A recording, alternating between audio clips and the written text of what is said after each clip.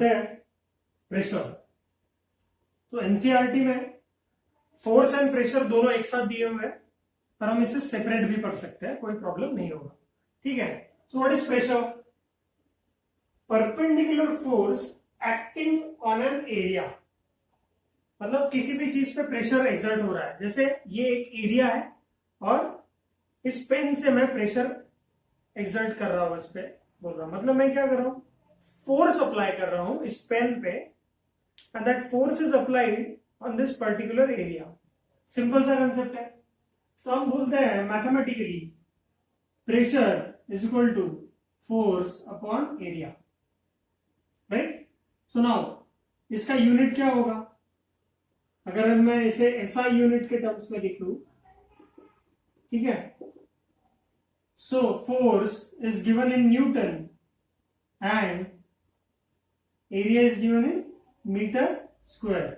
तो newton per metre square हो जाएगा, और न्यूटन पर मीटर स्क्वायर को ही हम पास्कल बोलते हैं, and abbreviated as capital P small a, PA, है ना, पा, दैट इज पास्कल। ठीक है। पास्कल एक साइंटिस्ट का नाम है जो जिनका कंट्रीब्यूशन इसमें रहा है प्रेशर की स्टडी में। ठीक है। तो ये मैथमेटिकली बहुत आसान है चीज समझने के लिए, लेकिन हम क्या अपने डेली लाइफ में प्रेशर को इस्तेमाल करते हैं? ठीक है जी, बिल्कुल करते हैं।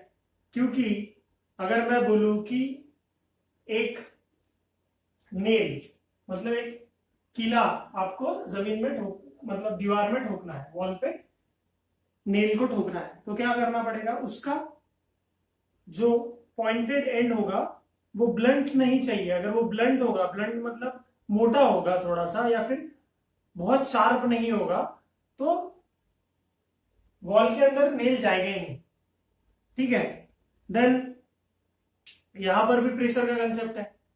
फिर हम ये बोलते हैं कि अगर इंजेक्शन लेना है आपको, तो इंजेक्शन ऐसा मोटी सुई वाला तो नहीं होना चाहिए। ऑब्वियसली आपके बॉडी के अंदर वो पियर्स नहीं कर पाएगा, अंदर जा ही नहीं पाएगा। सो आपने नीडल देखा होगा कि नीडल एकदम पतली होती है। और क्या एग्जांपल्स होंगे? तो ये जहां पर प्रेशर बढ़ने की बात चल रही है, इसका मतलब क्या है कि if area is small, area बहुत छोटा है, एरिया बहुत कम है, मैं कम दिखा रहा हूं, रिड्यूसिंग, तो प्रेशर बहुत ज्यादा हो जाता है। They are inversely proportional pressure. मतलब एरिया छोटा, मतलब एक सिरिंज हो गई, नीडल हो गई छोटी सी, या फिर सैंडल्स पहनते हैं हाई हील्स वाले, जो फैशन मॉडल्स पहनते हैं, बहुत ज्यादा हील्स होती है उनकी, तो इसलिए पैर में मोच भी जल्दी आ जाते हैं, पैर ट्विस्ट भी जल्दी हो जाता है। ये कॉमन एग्जांपल्स आप देखेंगे, है ना, जहां पर प्रेशर बढ़ रहा है, प्रेशर इंक्रीज हो रहा है, इंक्रीजिंग प्रेशर। तो इंक्रीजिंग प्रेशर में कौन से एग्जांपल हो गए कि अगर प्रेशर बढ़ाना है तो एरिया कम कर दो, है ना। जैसे नेल का पॉइंटेड एंड एकदम शार्प होना चाहिए, नीडल एकदम शार्प होनी चाहिए, सिरिंज मतलब इंजेक्शन जो होता है वो एकदम पतला होना चाहिए, और क्या, सैंडल मतलब जो होती है वो एकदम पॉइंटेड वाले, पेंसिल हील्स बोलते हैं उसको, तो उसमें भी बहुत ज्यादा प्रेशर एक्सर्ट होता है। और क्या होता है? तो अगर ये इंक्रीजिंग प्रेशर की बात कर रहे हैं हम लोग, जैसे आप स्कूल का बैग पहनते हो सपोज, तो स्कूल का बैग अगर आपको दो ऑप्शन दिया, ठीक है, दो ऑप्शन दिया है स्कूल के बैग के लिए, एग्जांपल स्कूल बैग, आपको बोला है कि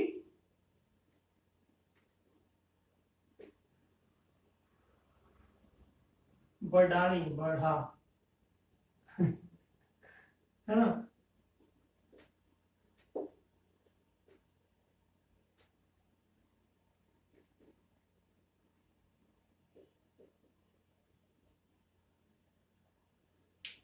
बिगर स्ट्रैप, बड़ा पट्टा वाला बैग पहनोगे या छोटे पतले पतले पट्टे वाला बैग पहनोगे, है ना। तो अगर आप बिग स्ट्रैप बड़े पट्टे वाला बैग पहनते हो, मतलब एरिया बढ़ जाएगा, एरिया बढ़ेगा तो प्रेशर कम। हम तो चाहते हैं कि आपके कंधे ना दुखे, प्रेशर कम हो, राइट। तो आपको बिग स्ट्रैप वाला बैग पहनना चाहिए। बिग स्ट्रैप वाला बैग पहनेंगे तो क्या होगा, प्रेशर कम होगा क्योंकि एरिया बढ़ गया। वही अगर आप स्मॉल स्ट्रैप्स वाला बैग पहने, मतलब पतला स्ट्रैप वाला बैग पहने, तो क्या हो जाएगा, प्रेशर बहुत ज्यादा बढ़ेगा क्योंकि एरिया कम हो गया। तो स्कूल बैग्स ऐसे पहनने चाहिए आपको जहां पर डिक्रीजिंग प्रेशर हो, वहां पर इंक्रीजिंग नहीं चाहिए हमको, वहां पर क्या चाहिए, हमें डिक्रीजिंग प्रेशर चाहिए, है ना।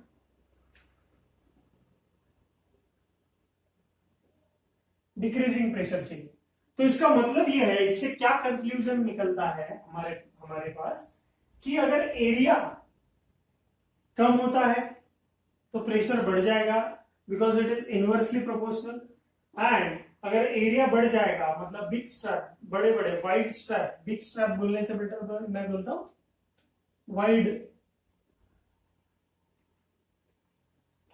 से बड़े पट्टे वाला बैग पहनेंगे तो प्रेशर कम हो जाएगा। समझ में आया। तो ये सारी कॉमन सेंस वाली बातें आपको समझ में आनी चाहिए। प्लीज इसको लिख लो।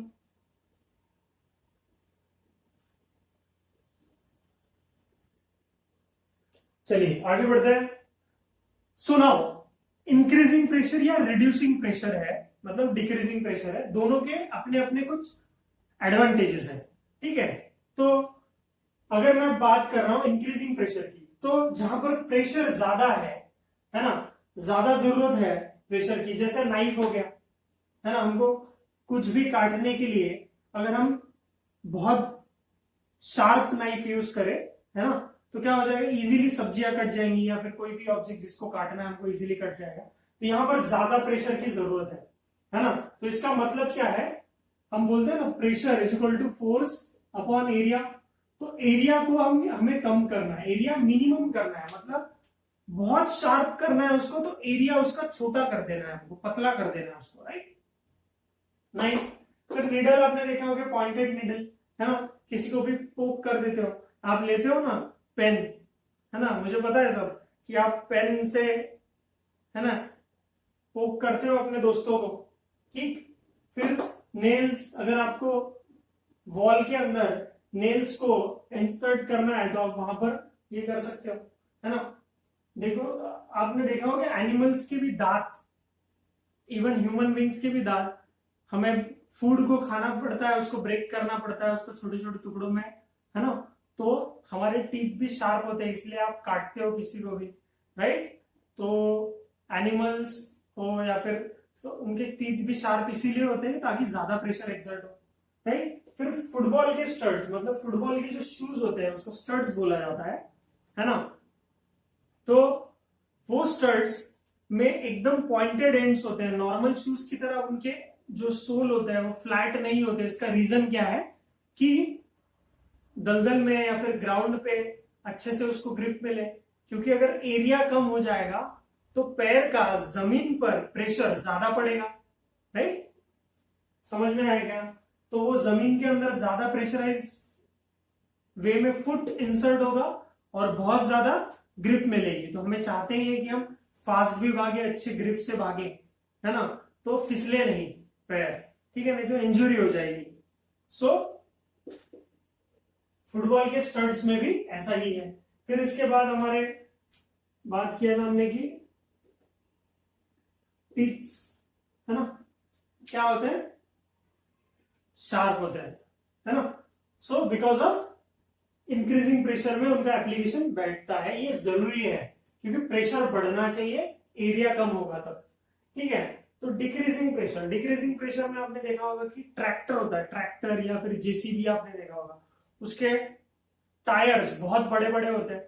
क्यों ऐसा, क्योंकि अब ये जो ट्रैक्टर है ये तो नॉर्मल रोड पे बहुत कम काम करता है, इसको खेतों में जहां पर दलदल है या फिर जहां पर मार्शी लैंड है, जहां पर खेतों में काम के लिए यूज करना है, तो नॉर्मल रोड्स पे तो बहुत कम यूज होता है ट्रैक्टर। तो वहां पर ये फंस ना जाए, क्योंकि ट्रैक्टर के पहिए इतने बड़े बड़े होते हैं कि प्रेशर कम एक्सर्ट होगा जमीन पे, क्योंकि अब वो प्रेशर डिवाइड हो गया, राइट, है ना। तो प्रेशर अगर डिवाइड हो गया तो क्या हो जाएगा कि ट्रैक्टर जमीन के अंदर नहीं घुसेगा, ट्रैक्टर फंसेगा नहीं जल्दी, है ना, क्योंकि उसके चक्के बहुत बड़े बड़े, उसके ना टायर्स बहुत बड़े बड़े होते हैं, उसके ग्रिप भी बहुत बड़े बड़े होते हैं, ठीक है, तो वो लेस प्रेशर एक्सर्ट करेगा। तो डिक्रीजिंग प्रेशर या रिड्यूसिंग प्रेशर को हम लोग बोल सकते हैं, उसका वो एडवांटेज है। फिर कैमल के फुट आपने देखे होंगे कि कैमल इतना बड़ा होता है लेकिन पैर कैमल के बड़े होते हैं थोड़े से, और सॉफ्ट भी होते हैं, मतलब होते हैं टफ ही लेकिन बड़े होते हैं उसके पैर। तो सैंड में चलता है, डेजर्ट में चलता है कैमल, तो रेती के अंदर मतलब सैंड के अंदर पैर ना फंसे, इसीलिए उसके पैर बहुत बड़े बड़े होते हैं। फिर हमने ये डिस्कस कर लिया है बैग्स, स्कूल बैग्स अगर आप लोगों को खरीदनी है तो पतले पट्टे वाली खरीदोगे या बड़े मोटे पट्टे वाली खरीदोगे, है ना, व्हाइट स्ट्रिप्स वाली खरीदोगे क्या, बड़े पट्टे वाली खरीदोगे, ताकि कंधे दर्द ना दे, ज्यादा प्रेशर ना पड़े, यहाँ पर हमको डिक्रीज करना है प्रेशर। फिर आपने देखा होगा स्केटिंग करते हैं लोग, है ना, स्केटबोर्ड होता है, स्नो स्केटिंग करते हैं ना, तो ये इतने बड़े बड़े स्केटिंग बोर्ड्स होते हैं, इसमें आपका इतना सा पैर होता है।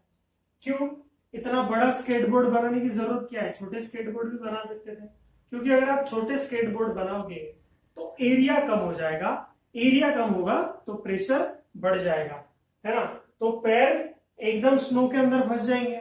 तो इसीलिए इतने बड़े बड़े स्नो स्कीज होते हैं, ताकि एरिया बढ़ जाए, प्रेशर कम हो जाए, कम प्रेशर एक्सर्ट करेंगे तो स्केटिंग अच्छे से हो पाएगी, है ना। अगर छोटे छोटे पैरों से आप करने की कोशिश करोगे तो पैर अंदर दब जाएंगे, घुस जाएंगे। समझ में आया क्या? So this is what increasing pressure and decreasing pressure is all about। और ये आपको पता होना चाहिए, तो बेसिक है, सबको पता होता है, ठीक है। चलो लिख लो इसको।